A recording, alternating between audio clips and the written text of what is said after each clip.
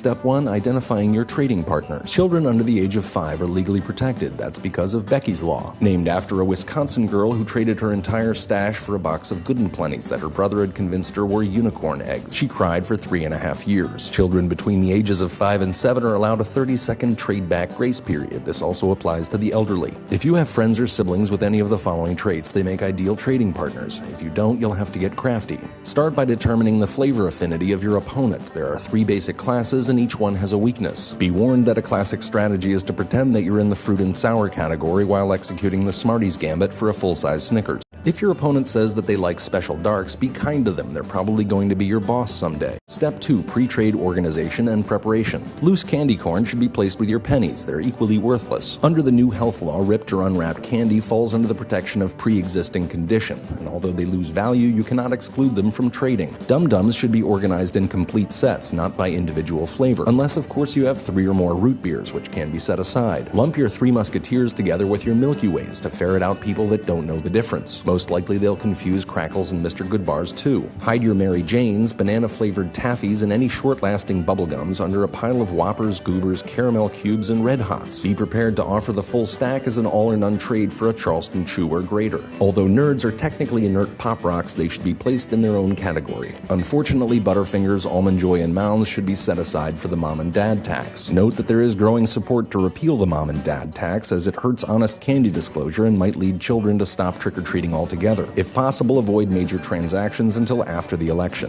Part 3. Classic strategies. Remember that Pixie Sticks, Twizzlers, and Smarties are your workhorses, and Fifth Avenues are better than 100 grand.